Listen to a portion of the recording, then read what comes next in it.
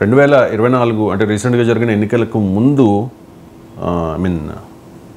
ఈ వ్యవసాయ చట్టాల విషయంలో వెనక్కి తగ్గడానికి ఏడాదికి పైగా మోదీకి సమయం పట్టింది సార్. కానీ ఈ ఎన్నికలు అయిన తర్వాత తీసుకుంటూ ఉన్న నిర్ణయాలను వెంటనే ఉపసంహరించుకుంటూ ఉన్నారు, యూటర్న్ తీసుకుంటూ ఉన్న పరిస్థితి.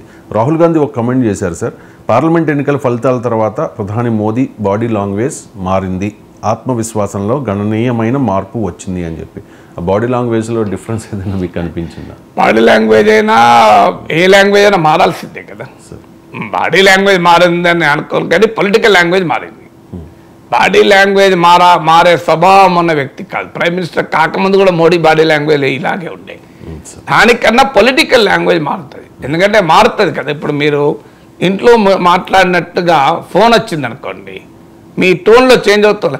అర్చారా అండి, మీరు దగ్గరలో ఉన్నారా అండి, అలాగా నేను ఇప్పుడు రెడీగా అవుతానండి అంటారు. కానీ దగ్గరలో ఉన్నావా అంటావా అనవు కదా. లాంగ్వేజ్ మారుతుంది.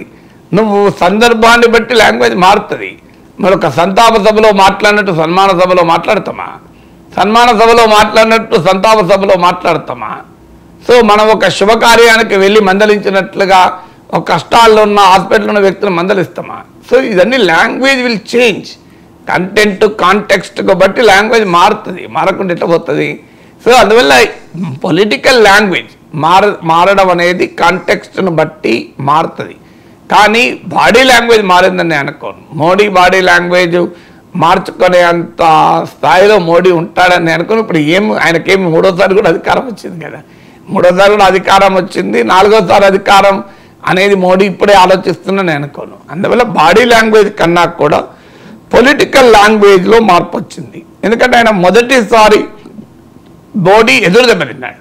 మోడీ హిస్టరీలో మీరు తీసుకుంటే నార్మల్గా ఆయనది గ్రాఫ్ గీయని మీరు, మోడీ పొలిటికల్ గ్రాఫ్ ఇలా కంటిన్యూస్గా పెరుగుతూనే ఉంటుంది గ్రాఫ్. గుజరాత్ ఎలక్షన్స్లో ప్రతి ఎలక్షన్లో ఎక్కువ ఓట్లు వచ్చాయి, ఒక్క ఎన్నికలో మాత్రం కాస్త తగ్గినాయి, కానీ అది లెక్క కిందికి రాదు. సో ఓవరాల్గా గ్రాఫ్ కంటిన్యూస్గా పెరుగుతూనే ఉంటాయి. మొదటిసారి కిందికి పడ్డది. సో అందువల్ల ఆ మేరకు కాన్ఫిడెన్స్ దెబ్బతినడంలో ఆశ్చర్యమేం లేదు. ఎందుకంటే అందుకే నీకు పార్లమెంటుకు వచ్చి రాహుల్ గాంధీ మాట్లాడుతున్న సమయంలో ఇంటర్వ్యూనే మాట్లాడాల్సి వచ్చింది. ఇంతవరకు మోడీ చరిత్రలో అలా 2 సార్లు ఇంటర్వ్యూనే మాట్లాడిన సందర్భం లేదు. ఎలక్షన్స్లో కూడా సాధారణంగా మోడీ ఎజెండా సెట్ చేస్తాడు, అపోజిషన్ ఫాలో అవుతుంది. మొదటిసారి ఇటీవల ఎన్నికలకు ముందు ఎన్నికల తర్వాత కూడా అపోజిషన్ ఎజెండా సెట్ చేస్తోంది, మోడీ ఫాలో అవుతున్నాడు. మీకు గతంలో ఎప్పుడు లేదు ఇది. అందువల్ల ఈ మార్పు రాక తప్పనిసరి పరిస్థితి కూడా ఏర్పడింది కదా. ఎందుకంటే ఎలక్టోరల్ డైనమిక్స్ మారిపోయింది. సో అప్పట్లాగా పెద్ద ప్రజా ఉద్యమం వస్తేనే విడ్రా చేసుకునే పరిస్థితి కాదు. ఇప్పుడు ఒక రాజకీయ వ్యతిరేకత వచ్చినా కూడా దాన్ని అంగీకరించలేడు. ముఖ్యంగా బీహార్లో ఎన్నికలు ఉన్నాయి. బీహార్లో ఎన్నికలకు లేకపోతే ఏమయ్యేది తెలియదు. సో ఈ మహారాష్ట్ర, హర్యానా, జార్ఖండ్ ఉన్నాయి. తర్వాత నీకు వరుసపెట్టి ఎన్నికలు, ఢిల్లీ, బీహార్ ఇలా ఎన్నికలు ఉంటాయి. సో అందువల్ల మోడీ ప్రత్యర్థుల మాటలకు భయపడతారని అనుకోడు. ఎన్నికల్లో రివర్సెస్ వస్తాయంటే ఎవరైనా ఆలోచిస్తారు. అందువల్ల డెఫినెట్గా మారిన కంటెక్స్ట్కు కంటెంట్కు తగినట్లుగా తన పొలిటికల్ లాంగ్వేజ్ మార్చుకున్న మాట నిజం. అది హ్యూమన్ ఎవరైనా అంతే. ఇప్పుడు రాహుల్ గాంధీ ఎవరికి కాలేదా? ఒకప్పుడు రాహుల్ గాంధీకి ఇప్పుడు రాహుల్ గాంధీకి ఎంత తేడా ఉంది? ఎందుకంటే ఆయన బలం పెరిగింది, కాన్ఫిడెన్స్ పెరిగింది. సో ఆయన లీడర్ ఆఫ్ అపోజిషన్ అయ్యారు. మోడీని ఎదుర్కోగలను, మోడీని ఓడించగలను చూపెట్టాడు కొన్ని చోట్ల. సో దాంతో ఎక్కలేని కాన్ఫిడెన్స్ మీకు రాహుల్ గాంధీలో కనబడుతుంది. ఎవరైనా అంతే. మన కాంటెక్స్ట్ను కంటెంట్ను బట్టి మన కాన్ఫిడెన్స్ లెవెల్స్ అనేది పెరుగుతాయి. పెరగడంలో దాంతో బాడీ లాంగ్వేజ్ కూడా మారినట్టు కనబడచ్చు.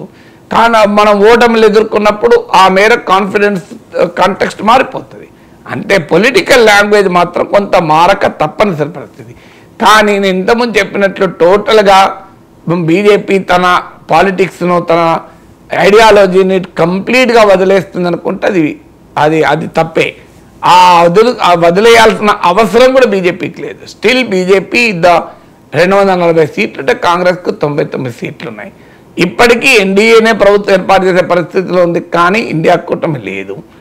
ఇక మిత్రపక్షాలు గట్టిగా నిలబడతాయనేది నా అనుమానాస్పదమే. దేనికి ఎవరు నిలబడ్డారు? మిత్రపక్షాలు మాట్లాడుతూ ఉంటారు, ఏదన్నా చిన్న అలగడం గులగడం ఉంటుంది తప్ప సీరియస్గా ఈ విషయంలో బీజేపీని ఛాలెంజ్ చేసేటువంటి పరిస్థితుల్లో ఏ మిత్రపక్షం కూడా లేదు.